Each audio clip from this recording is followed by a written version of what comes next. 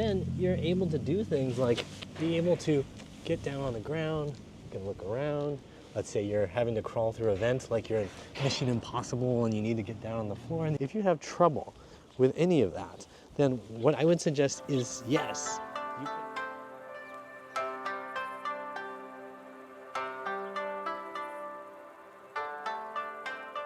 I'm here on a brisk morning in Japan to talk about a neck exercise that's supposedly so dangerous that you should never do it if you're over the age of 50. Some physical therapists on the internet and out there in the world tell people who are over the age of 50 that doing this simple exercise is somehow dangerous, unnatural, and bad for you. And we're going to talk about why that's total BS, why doctors and PTs say that this neck exercise is bad for you. We're going to talk about why they are being misled and how they're misleading you with good intentions, and how you can improve the range of motion of your neck without hurting yourself in the long run. So if you're ready, let's get ready to think right, move right, and feel right. So first off, the exercise that I have seen PTs say is bad for you if you're over the age of 50 is this simple exercise. It's rolling your neck. This is supposedly bad for you because the PT I saw online said he hears noises in his neck when he does the neck roll. Therefore, you should not do this simple neck roll because obviously if there are noises, it's bad for you and you're going to sever a nerve or whatever. You're just going to crunch and destroy the bones in your neck. Now, this is absolute garbage reasoning. This falls into the physically feeble fallacy, which is basically when somebody who doesn't know how to help you and who doesn't understand how a human body works tells you that because something's hard for them, it's going to be hard for you or bad for you. So if somebody says, oh, well, you know, I can't do push-ups, therefore you shouldn't do push-ups because we're both too old and weak to do push-ups, that's the physically feeble fallacy. And this is the same thing. Doctors and PTs do this all the time. Somehow rolling your head like this is supposed to be bad for you. Now, when you actually think about it, this is total garbage because babies do this, teenagers can do this, kids do this. You can do this all your life if the muscles that control your bones work correctly. Think about this. If you were an adult who had to actually climb trees to get food, if you were a hunter, if you had to crawl around, dig around, and look up at the sky on occasion, guess what? You'd have to have the ability to roll your neck around, and it wouldn't be bad for you. It most definitely wouldn't end your life, and it most definitely wouldn't destroy you to be looking around in different directions. One thing I heard in that video I saw was that this PT believed that since you have pure motions in your neck, you should just stick to those pure motions, meaning pure motions being straight up, straight down, side to side, right? And then he was saying you should just keep those separate. Never combine those motions because sometimes or somehow that's bad for you. And again, total garbage reasoning. Physically feeble fallacy, okay? Just think about this. If you are doing something like surfing, which I don't know how many of you are doing, you have to be able to turn and look over like that. You've got to be able to turn your head, tilt your head, look down. If you are navigating a hiking trail, you're going to need to look down, turn your head, okay? If you're looking at birds and you're trying to see what's up in the sky, then you're going to be able to turn and look up like that. That's normal human function. So if you have trouble with any of that, then what I would suggest is yes, you can slow things down and keep it to pure motion so you can just gradually go back. Pay attention to the muscle sensations. If you feel like you get stiffness and tightness in the muscles of the front, take your time, stretch it out. You can even massage it.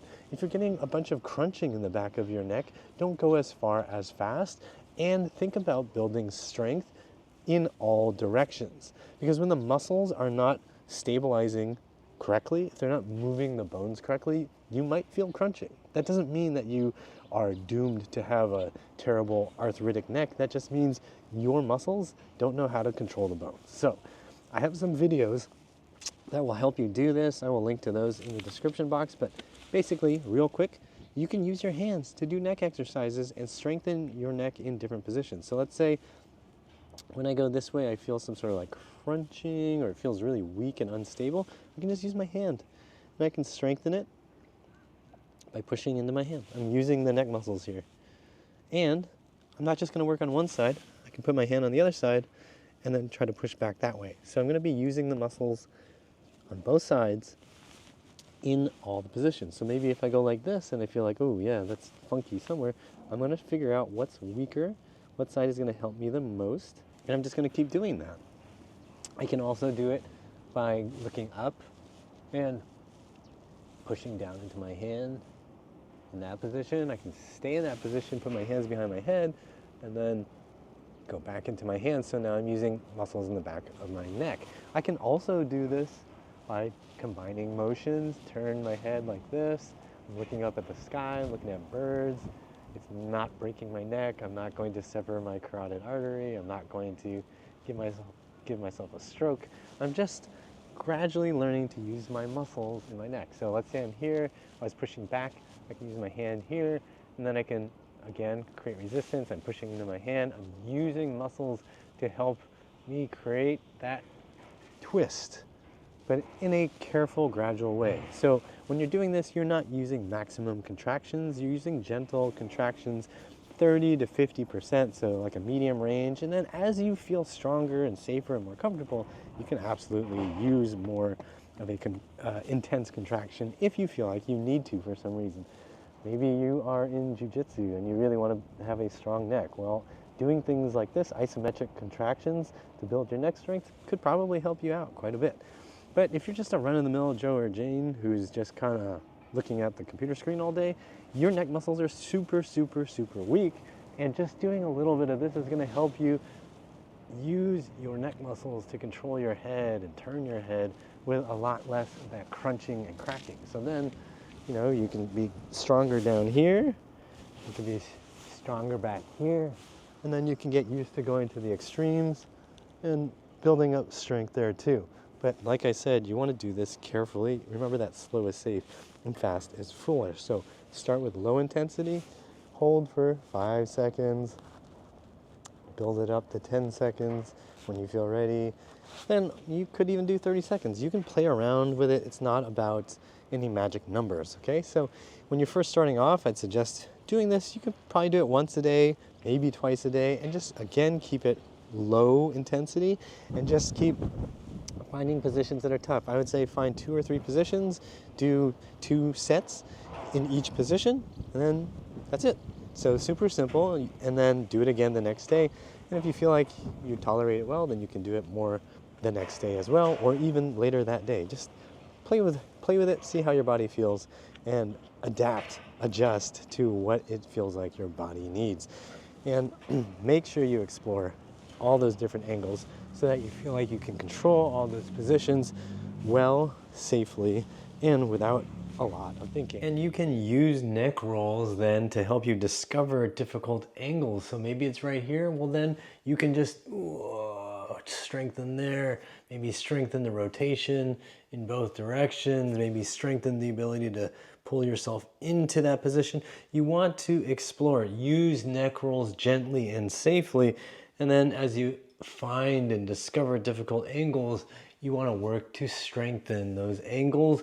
Or if you find that, you know what, even getting to a certain position is really tough because it's so stiff, well, then you can also do some gentle stretching too. Just listen to the muscles and help those muscles figure out how to get your head and neck into those currently difficult positions. Then you're able to do things like be able to get down on the ground, you can look around. Let's say you're having to crawl through a vent like you're in Mission Impossible and you need to get down on the floor, and then you can still look up, find that vent you need to crawl up.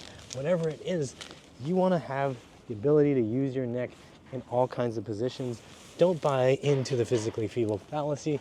Don't let somebody tell you that just because you're 50 years old, it's somehow horribly dangerous for you to use your neck that's totally natural for a human being, in a way that human beings are literally designed to be able to do. Like this is normal neck function.